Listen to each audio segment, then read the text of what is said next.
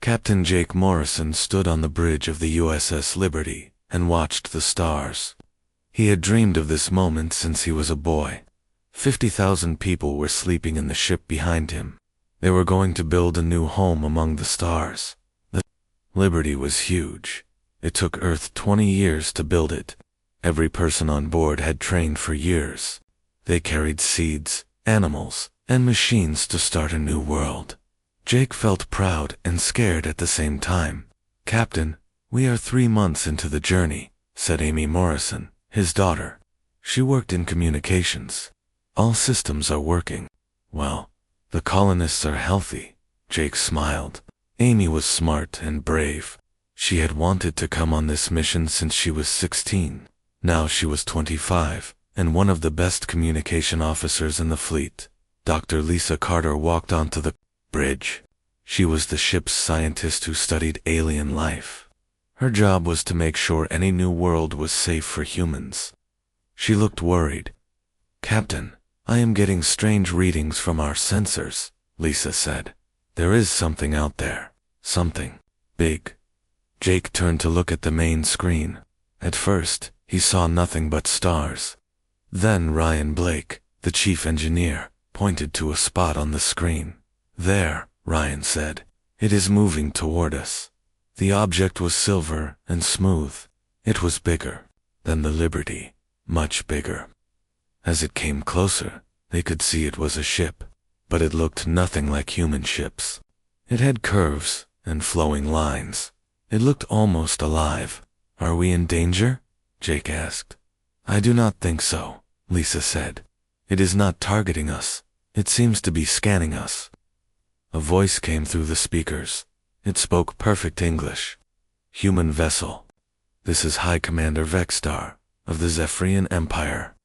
We welcome you to our space. Please prepare to receive our diplomatic team." Jake looked at his crew. No one knew what to say. They had hoped to find alien life, but they had not expected to find it so soon. "This is Captain Jake Morrison of the USS Liberty," Jake said into the microphone. "We are peaceful explorers from Earth. We are honored to meet you." "The honor is ours, Captain Morrison. We have watched your species with great interest. We would like to help you find a suitable world for your colony." Amy looked at her father with excitement. Lisa still looked worried. Ryan was studying the alien ship on his screens. "How do they know our language so well?"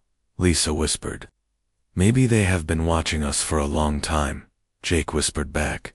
The alien ship sent over a small craft. It was beautiful and silent. It landed in the Liberty's main bay without making any noise.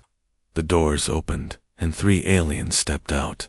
They looked almost human, but taller and thinner. Their skin was pale blue, and their eyes were large and silver. They wore long robes that seemed to change color in the light. High Commander Vexstar was the tallest of the 3. He smiled when he saw Jake. "Captain Morrison, you and your people are remarkable. We have studied many species in our time, but humans are special." "Thank you," Jake said. "We are grateful for your welcome. We are looking for a world where we can build a new home." "We know of the perfect place," Vexstar said. "We call it New Eden.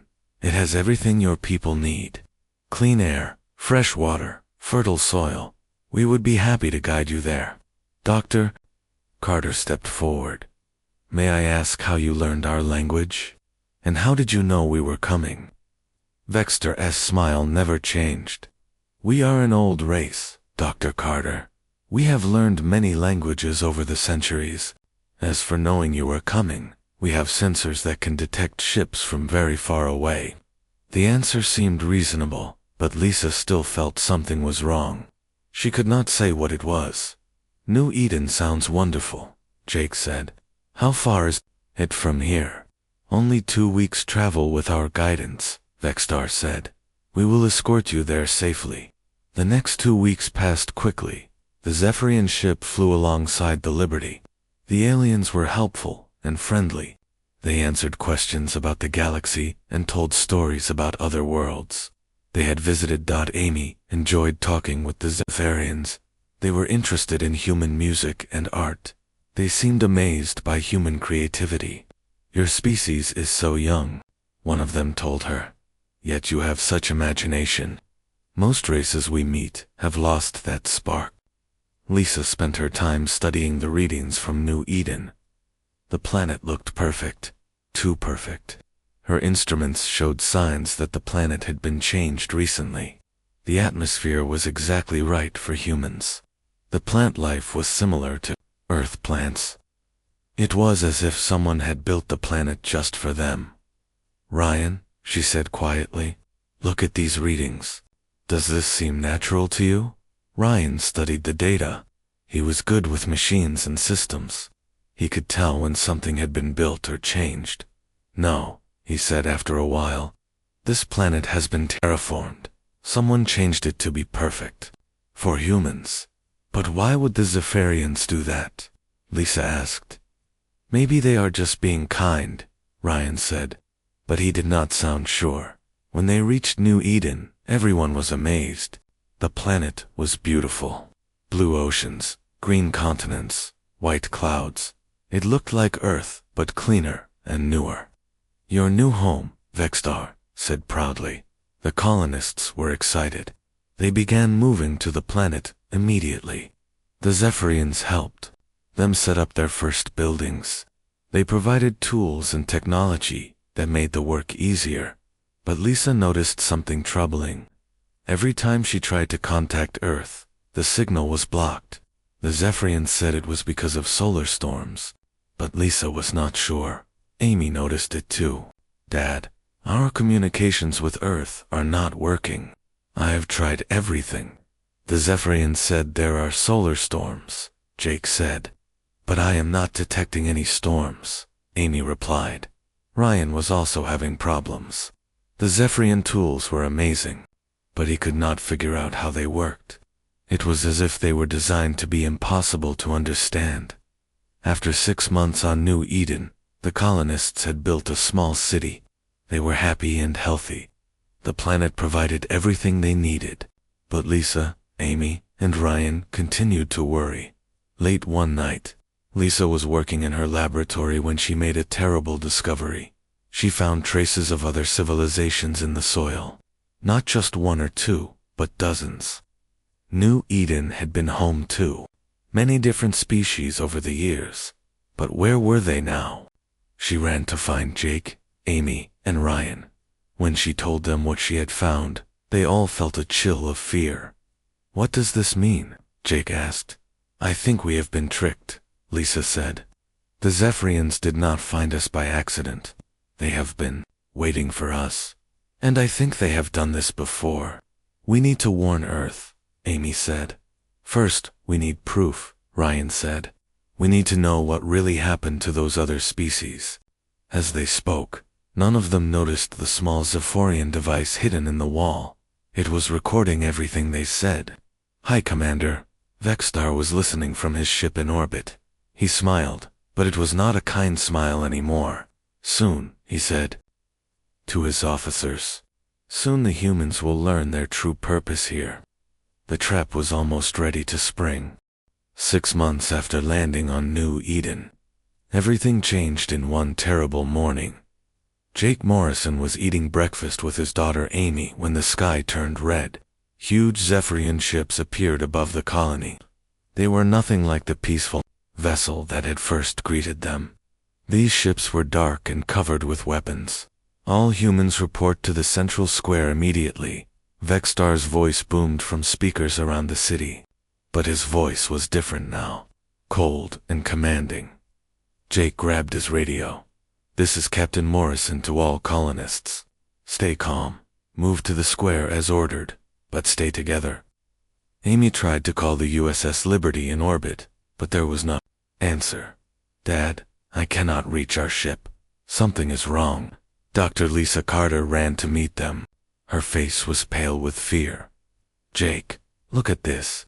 She showed him her scanner. "There are Zephyrian soldiers surrounding the entire colony. We are trapped." Ryan Blake joined them, carrying a toolbox. "Captain, they have shut down all our systems. Our defenses Our communications, everything. We are helpless. In the central square, thousands of colonists gathered. They looked confused and scared. Many parents held their children close. The elderly leaned on walking sticks and looked up at the dark ships with worry. High Commander Vextar appeared on a platform that rose from the ground. But he looked different now. His kind smile was gone. His silver eyes were cold and hard.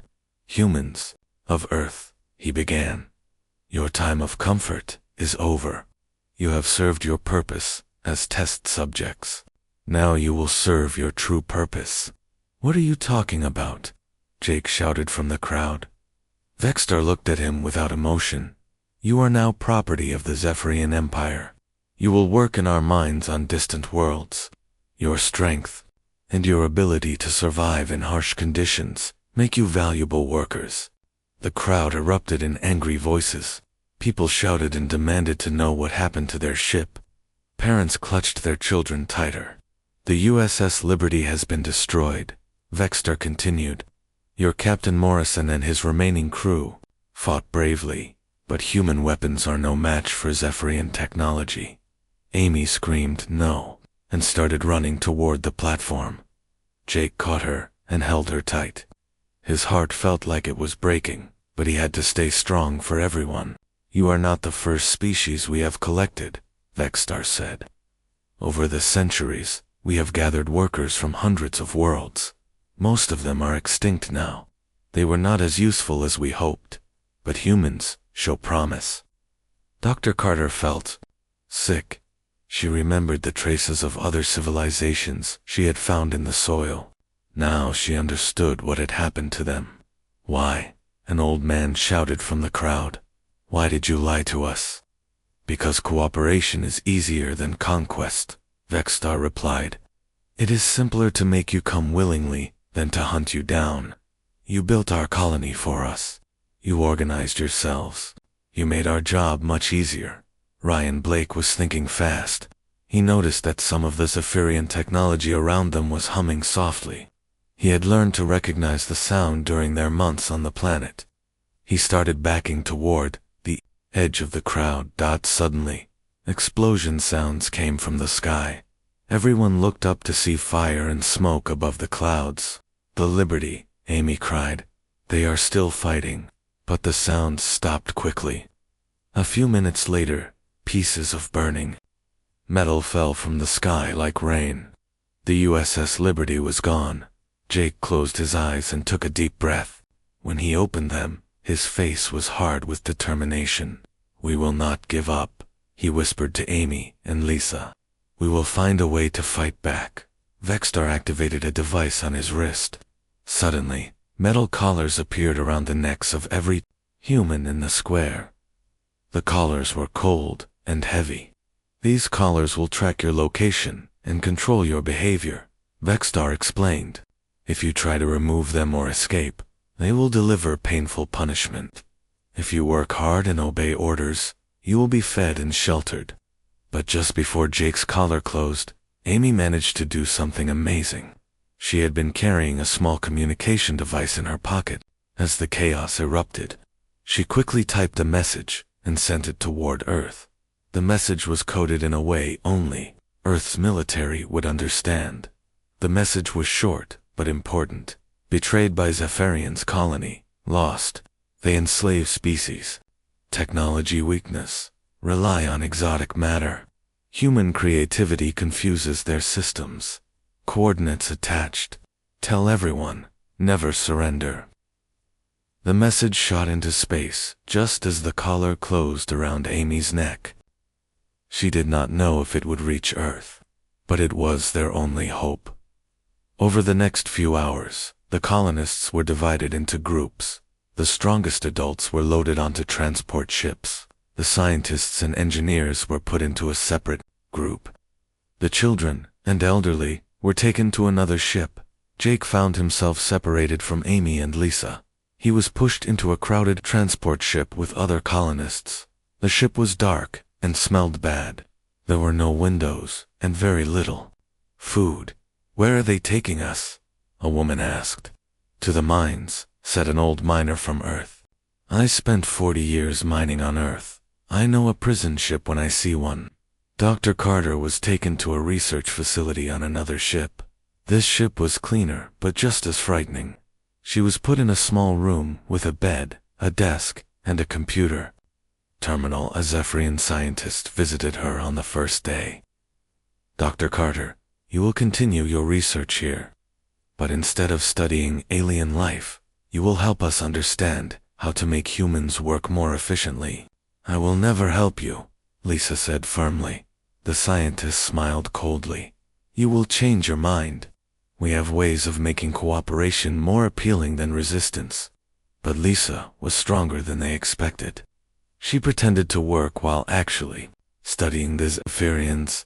She learned that they had done this to many species before. In her computer, she found records of dozens of extinct civilizations. The Zephyrians were like galactic locusts. They would find a promising species, enslave them, use them until they died out, then move on to the next world. Ryan Blake was sent to a mining world called Zarian Prime. The planet was hot and dry with poisonous air.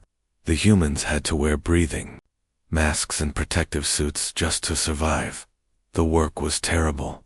They dug deep tunnels, looking for rare crystals that powered Zephyrian technology. The days were long, and the food was bad. Many humans got sick from the harsh conditions.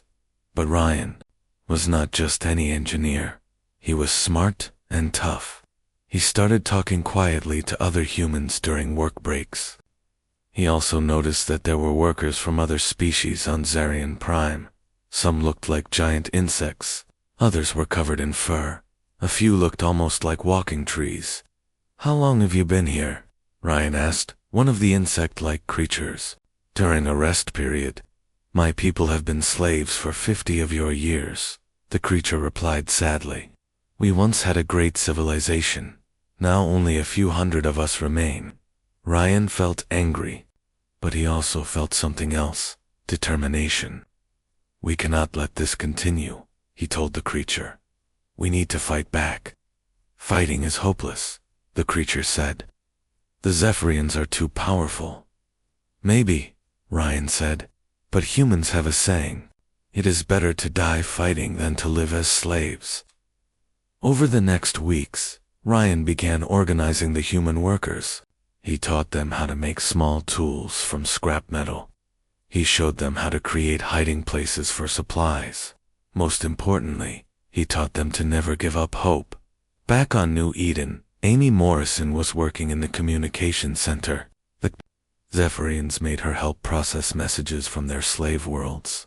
It was her job to make sure no messages got through to the home planets of enslaved species. But Amy was clever.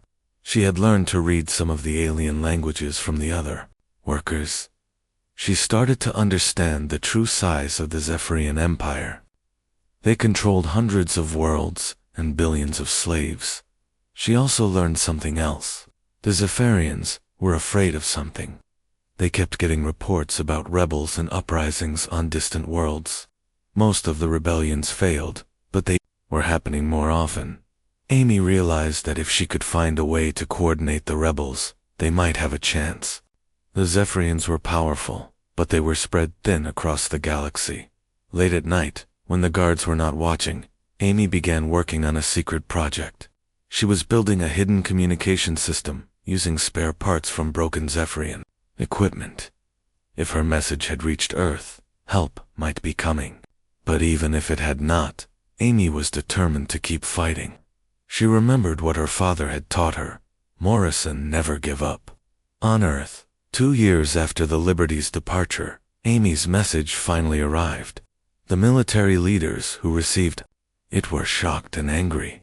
Humanity's first attempt to reach the stars had ended in slavery and death. But Amy's message also contained valuable information. The Zephyrians used exotic matter for their technology, but humans used common materials. Human creativity confused their systems. And most importantly, the message contained the coordinates of New Eden and information about the Zephyrian Empire. Admiral Kate Sullivan read the message 3 times.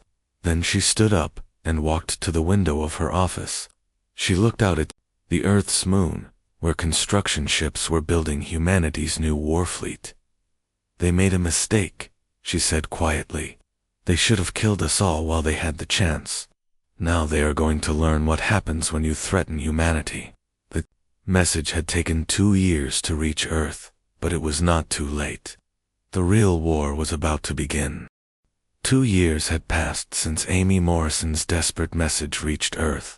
The planet had changed completely. Every nation worked together for the first time in human history. They had one goal: bring their people home and make the pay. Admiral Kate Sullivan stood in the command center of the Luna base, looking at the biggest fleet humanity had ever built. 200 ships floated in space around Earth's moon. They were not as pretty as Zephyrian ships, but they were built with human determination and cleverness. "Admiral, Dr. Webb wants to see you," said her assistant.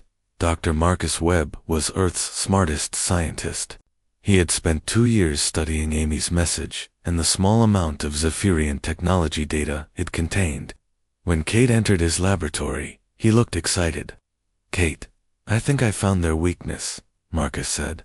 He pointed to a complex diagram on his computer screen. "The Zephyrians use something called exotic matter to power their technology. It is very rare and very powerful." "What does that mean for us?" Kate asked. "It means they have to mine it from special places in the galaxy. They cannot make it themselves, but we humans have always been good at making do with what we have. Our ships use fusion power and steel armor. Simple, but strong." Marcus showed her another screen. "I also studied Amy's notes about their computer systems. She was right. Human behavior confuses their artificial intelligence. We are too unpredictable. How can we use that?" Kate wanted to know. "By being more human than ever," Marcus smiled. "By doing things that make no logical sense. By fighting in ways they cannot predict or understand." Far away in Zephyrian space, the resistance was growing stronger every day. Ryan Blake had become a leader among the slaves on Zarian Prime. He had united humans with aliens from 12 different species. They called themselves the Free Coalition. "The key is to hit them when they do not expect it," Ryan told his group during a secret meeting. "The Zephyrians think we are too weak and scared to fight back. That is their mistake." Ryan had learned a lot about Zephyrian technology by fixing their mining equipment. He discovered that their machines were very advanced but also very complicated. If you broke one small part, the whole system would stop working. "Tonight, we strike," Ryan announced. "Team 1 will sabotage the power generators. Team 2 will free the prisoners in Block 7. Team 3 will steal supplies and weapons." A creature that looked like a walking tree raised one of its branch-like arms. "What if we fail? What if they punish the others? Then we will have died fighting instead of living as slaves," Ryan replied. "And others will see that resistance is possible. Sometimes the most important victory is showing that you refuse to give up." That night, the first major slave rebellion in Zephyrian history began. Ryan's teams moved through the mining complex like shadows. They had made tools from scrap metal and learned to communicate without making sound. The power generators were the first target. Human engineer Tom Baker crawled through maintenance tunnels that were too small for Zephyrian guards. He reached the main power core and attached the explosive device Ryan had built. The explosion lit up the night sky. Half the mining complex went dark. In the confusion, the prisoner rescue teams struck. They broke open the cells, holding sick and injured workers from many species. But the most important moment came when Tony Garcia, a former construction worker from Mexico, led an attack on the guard post. Using only mining tools and courage, 20 humans overwhelmed 50 Zephyrian guards. "This is for Earth," Tony shouted as he brought down the guard captain with a mining pick. The rebellion lasted only 4 hours. Before Zephyrian reinforcements arrived, many rebels were killed or captured, but they had proven something important. The Zephyrians could be beaten, News of the uprising spread to other slave worlds through hidden communication networks. Soon, rebellions were breaking out. Across the Empire, on New Eden, Dr. Lisa Carter had been forced to work in a Zephyrian research facility for 2 years. They wanted her to study human biology, to make humans better workers. Instead, she had been secretly studying Zephyrian biology. Lisa discovered that the Zephyrians had a weakness. They used neural implants in their brains to interface with their technology. The implants made them very smart and gave them amazing abilities. But the implants also made them dependent on their machines. Working late at night, Lisa created a computer virus. It was designed to attack the neural implants and cause confusion and pain. She hid the virus in routine data reports that were sent throughout the Zephyrian network. Amy Morrison was still working in the communication center on New Eden. She had successfully built her hidden communication system and was coordinating with rebel groups across the galaxy. She had also been sending regular updates toward Earth, hoping someone was listening. The rebellion on Zarian Prime was just the beginning. Amy transmitted to Earth one night. Ryan Blake is alive and leading the resistance. Dr. Carter is sabotaging their research. We are ready for rescue, but we can also keep fighting if we have to. Amy did not know if her messages were getting through, but she kept sending them anyway. Hope was all she had left. The breakthrough came when Amy intercepted a Zephyrian military transmission. A fleet of Earth ships had been detected at the edge of Zephyrian space. The message said the human ships were smaller and weaker than Zephyrian vessels, but there were many of them. Amy's heart raced with excitement. Earth had not forgotten them. Help was coming. High Commander Vexstar was worried for the first time in his long life. Reports of rebellions were coming in from dozens of worlds. His scientists could not explain why their computer systems were malfunctioning. Worst of all, a large human fleet was approaching his territory. How is this possible? He demanded of his officers. Humans are a primitive species. Their technology is centuries behind ours. Sir, they appear to be using unconventional tactics, one officer reported. Their ships do not follow standard military formations. Their weapons are crude but unpredictable. Vexstar studied the reports of human behavior during the rebellions. Nothing made sense. Humans would sacrifice themselves to save strangers. They would attack superior forces with inferior weapons. They would keep fighting even when victory was impossible. They are insane, Vexstar concluded. How do you defeat an enemy that does not follow the rules of logic? His question would soon be answered. Admiral Sullivan's fleet reached the outer edge of Zephyrian space. Her flagship was the USS Defiance, commanded by Captain Steve Parker. Steve had been Jake Morrison's second-in-command on the Liberty and had survived the destruction by being on a supply run to Earth. All ships, this is Admiral Sullivan. Kate broadcast to her fleet. Today we begin the liberation of our people and all enslaved species. The Zephyrians think we are weak because we are young. They think we are stupid because we are different. They are about to learn how wrong they are. The human fleet did not look impressive compared to Zephyrian ships. The human vessels were boxy and gray, built for function rather than beauty. They carried nuclear weapons, rail guns, and missiles, technology the Zephyrians had abandoned long ago. But the human ships also carried something the Zephyrians had never faced: the fury of a species that refused to accept defeat. Captain Parker, Admiral Sullivan said, over the communication system, take your strike force and hit their supply depot at coordinates 1279. Make it loud and messy. With pleasure, Admiral, Steve replied. The first battle of the human Zephyrian war was about to begin. But this time, the Zephyrians would not be fighting helpless colonists. They would be fighting Earth's children who had come to bring their family home, on Zarian Prime. Ryan Blake saw the flashes of weapons fire in the night sky and knew the cavalry had arrived. He gathered his rebel fighters around him. The fleet from Earth is here. he announced. "It is time for the final uprising. Tonight, we take this planet back." The miners, engineers, and workers who had been slaves for 2 years picked up their improvised weapons. They were ready to fight alongside their rescuers. The Zephyrians had made the biggest mistake in their empire's history. They had underestimated humanity's resolve.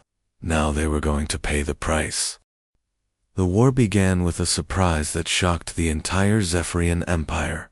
Captain Steve Parker led 12 human ships toward the Zephyrian supply depot at Kepler Station. The station was huge and heavily defended. Any normal military commander would have sent at least 50 ships for such an attack. "Captain, their defenses are much stronger than ours," warned his weapons officer, Lieutenant Jim Foster. "Good," Steve replied with a grim smile. "That means they will not expect us to attack head-on." The Zephyrians detected the human ships when they were still an hour away. Commander Zektar, who ran the station, laughed when he saw how few ships were coming. 12 ships against our station," he said to his officers. "These humans are either very brave or very stupid." He was about to learn that humans could be both at the same time. Steve's ships came in fast and low, using the station's own solar panels and communication arrays for cover. The Zephyrian weapons tried to track them, but the human ships moved in ways that made no sense. "Why are they flying in circles?" one Zephyrian officer asked. "Why is that ship flying backwards while shooting?" asked another. The human pilots were doing things no military computer could predict. They spun their ships, flew upside down, and used damaged ships as shields for healthy ones. It looked like chaos, but it was controlled chaos. The real shock came when Captain Steve's ship, the USS Courage, was hit by a Zephyrian energy weapon. The ship was badly damaged and losing power. Any reasonable commander would retreat. Instead, Steve pointed his ship directly at the station's main reactor. "All hands, this is the captain," Steve announced over the ship's speakers. "It has been an honor to serve with you. Tell Earth we died fighting." The USS Courage smashed into the station's reactor at full speed. The explosion was so bright, it could be seen from 3 star systems away. Kepler Station, one of the most important supply centers in the Zephyrian Empire, was completely destroyed. The other human ships used the confusion to destroy the station's defense platforms and rescue ships before escaping. They had lost one ship but had struck a blow that sent shockwaves across the galaxy. News of the attack reached High Commander Vextar within hours. He stared at the report in disbelief. "They sacrificed an entire ship just to destroy one station?" he asked his staff. "Yes, sir. The ship's captain deliberately crashed into our reactor core."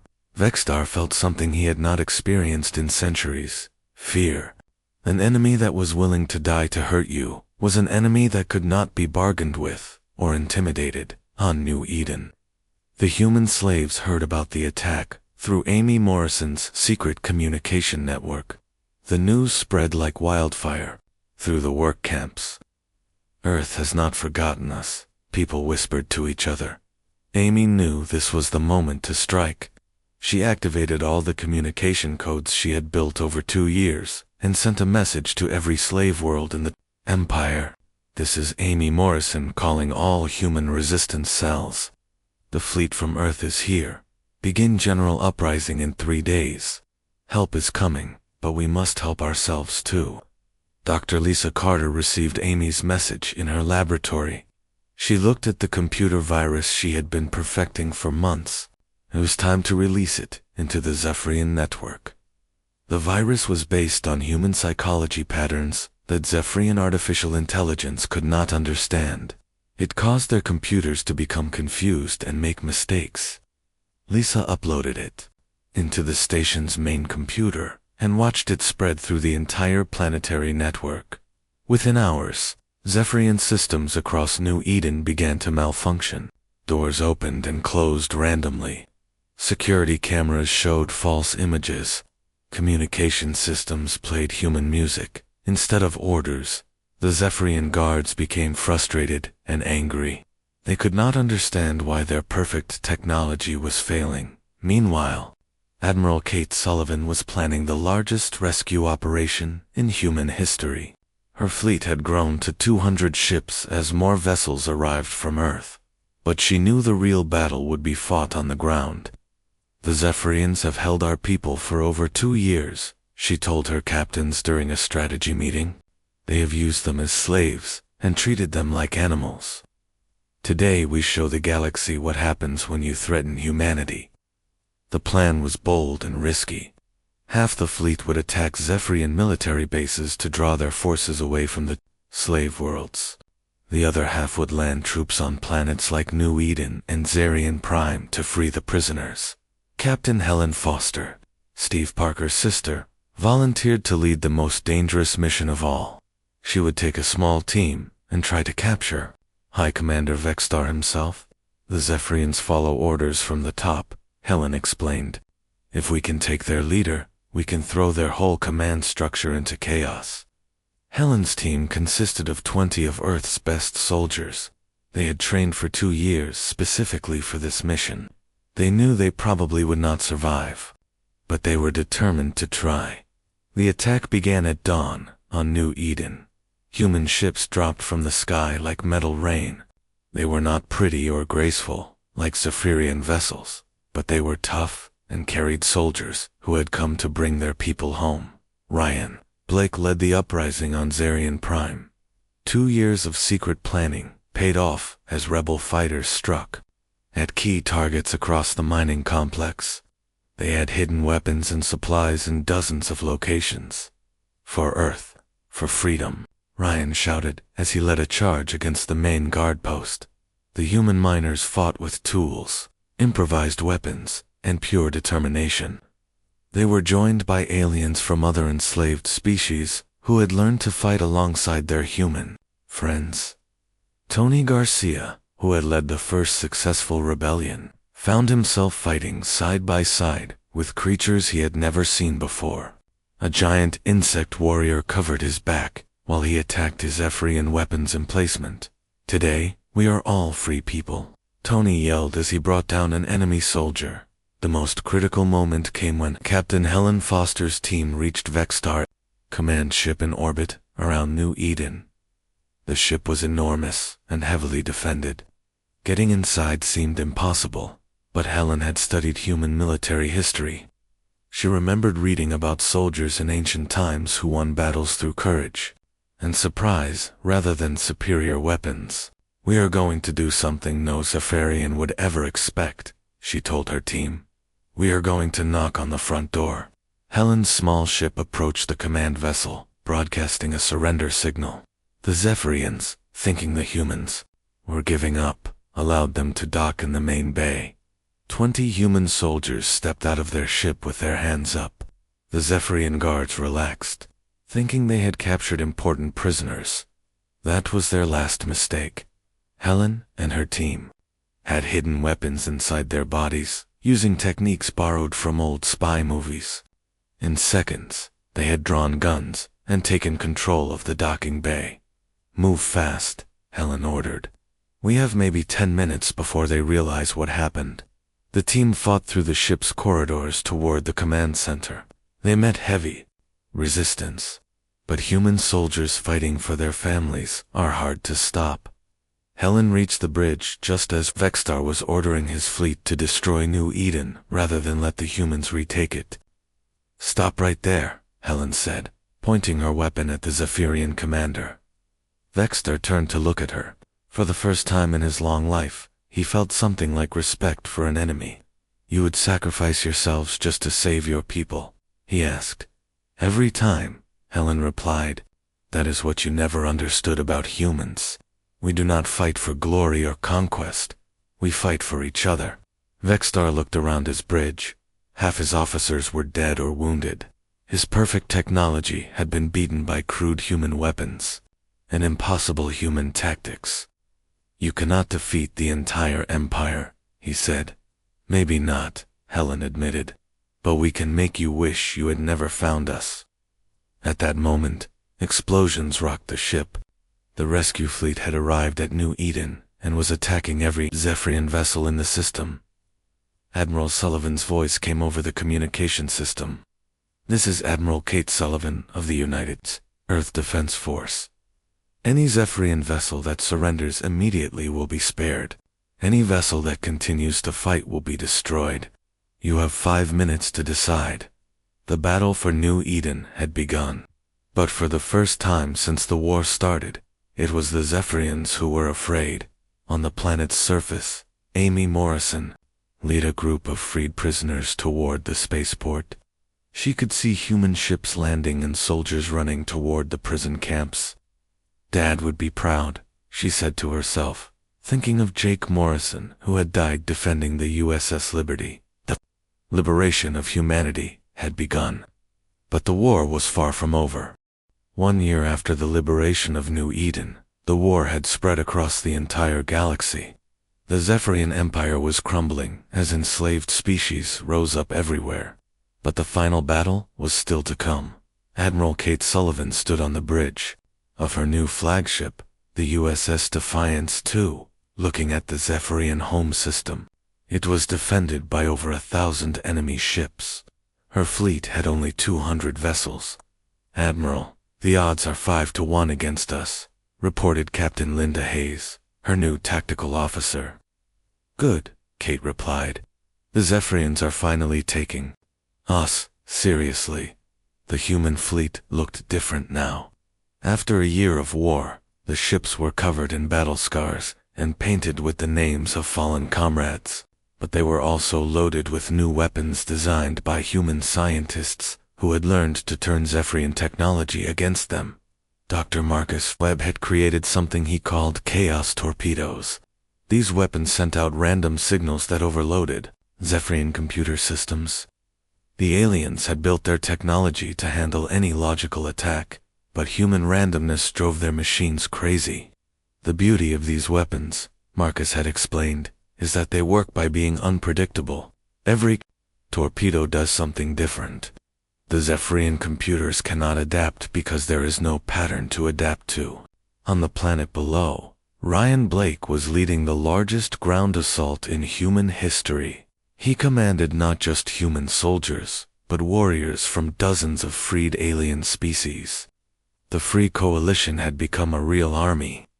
"Today, we end this war," Ryan told his troops as they prepared for the final attack. "Today we make sure no species will ever be enslaved again." Ryan had changed during the war. The engineer who once fixed mining equipment was now a general who had won battles across the galaxy. But he was still the same man who refused to give up when things looked impossible. Dr. Lisa Carter was also part of the final assault. She had discovered the location of the central AI that controlled the entire Zephyrian Empire. It was hidden deep inside the planet's core, protected by layers of defense systems. "If we can reach the central AI, I can upload a virus that will shut down their entire network," Lisa explained to the assault team. "But we have to get there alive first." The virus Lisa had created was her masterpiece. It was based on human emotional patterns and artistic creativity. When the AI tried to understand it, the system would become confused and start making mistakes. Amy Morrison was commanding a communication ship in the fleet. Her job was to coordinate between the space battle and the ground assault. She had become one of Earth's best communication officers during the war. "All units, this is Amy Morrison," she broadcast to the entire fleet. "Remember what we are fighting for. Remember those who did not make it home. Today, we finish what they started." The battle began when Captain Helen Foster led a suicide attack against the main Zephyrian battle station. Her ship, the USS Revenge, was loaded with nuclear weapons and chaos torpedoes. "This is for my brother Steve," Helen said as she aimed her ship at the station's main reactor.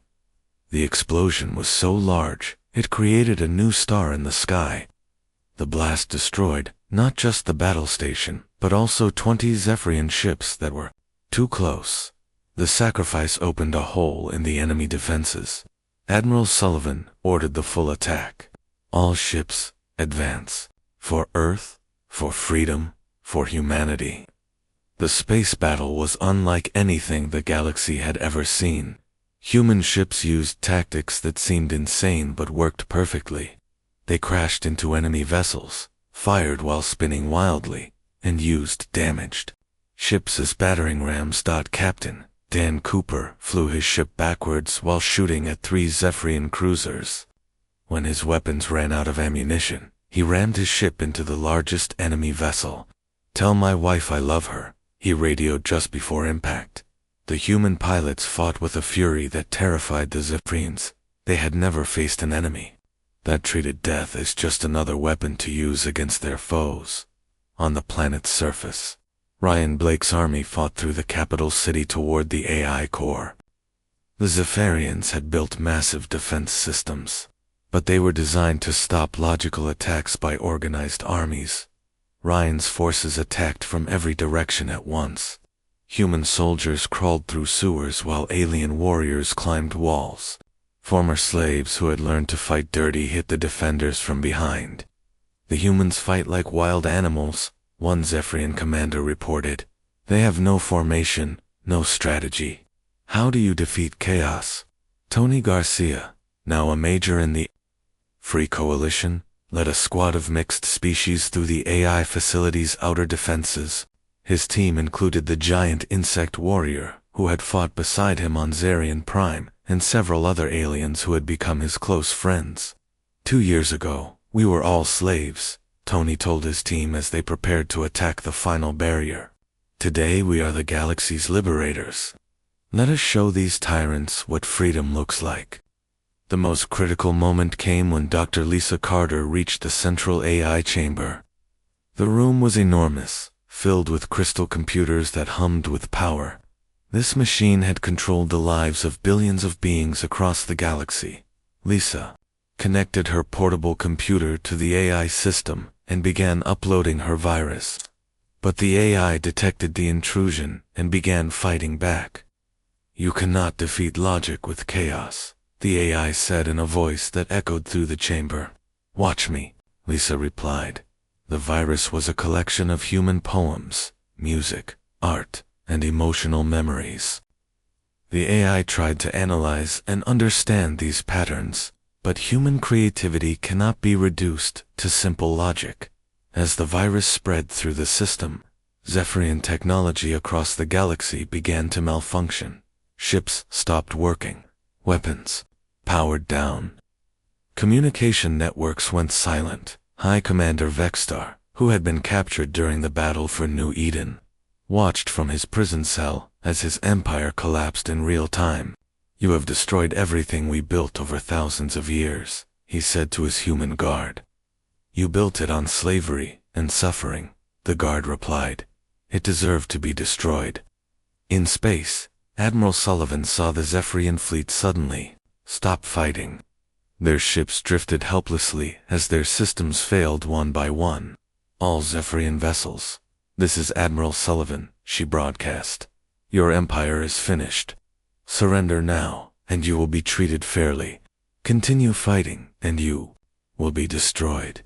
Most of the enemy ships surrendered immediately.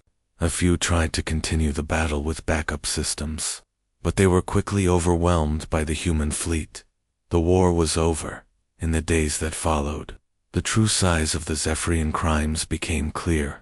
They had enslaved over 300 different species. Billions of beings had died in their mines and factories. Entire civilizations had been wiped out.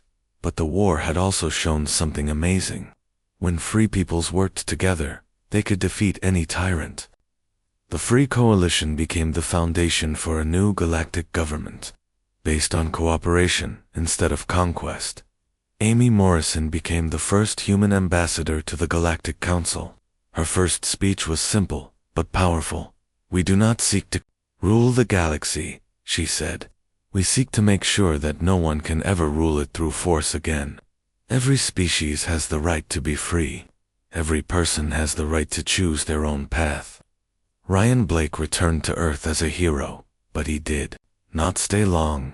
He volunteered to help rebuild the worlds that had been damaged by Zephyrian rule. He spent the rest of his life teaching former slaves how to be free. Dr. Lisa Carter became the director of the new Galactic Research Institute. Her job was to make sure that science would be used to help people, not hurt them. Admiral Kate Sullivan became the first commander of the Galactic Defense Force, an organization dedicated to protecting free worlds from future threats. On Earth, monuments were built to honor those who had died in the war. The largest monument was dedicated to Captain Jake Morrison and the crew of the USS Liberty. The inscription read, "They went to the stars seeking a new home. They found instead a galaxy that needed heroes." But the most important monument was not made of stone or metal. It was the promise that humanity and its allies made to the galaxy. Never again would slavery be tolerated. Never again would the strong be allowed to prey on the weak. The Zephyrians had underestimated humanity's resolve. They thought humans were just another primitive species to be enslaved and used. They were wrong. Humans did not fight because they were stronger or smarter than their enemies. They fought because they believed that freedom was worth any sacrifice. They fought because they would rather die standing up than live on their knees, and in the end, that belief proved stronger than any weapon the galaxy had ever seen. The war was over, but humanity's greatest adventure was just beginning. The galaxy was free, and the future belonged to all the species that had learned to work together as equals. As Amy Morrison said in her final report to Earth, "We went to the stars as explorers. We came home as liberators. But most importantly, we proved that the human spirit cannot be broken, no matter how dark the night becomes." The stars were calling, and humanity was ready to answer.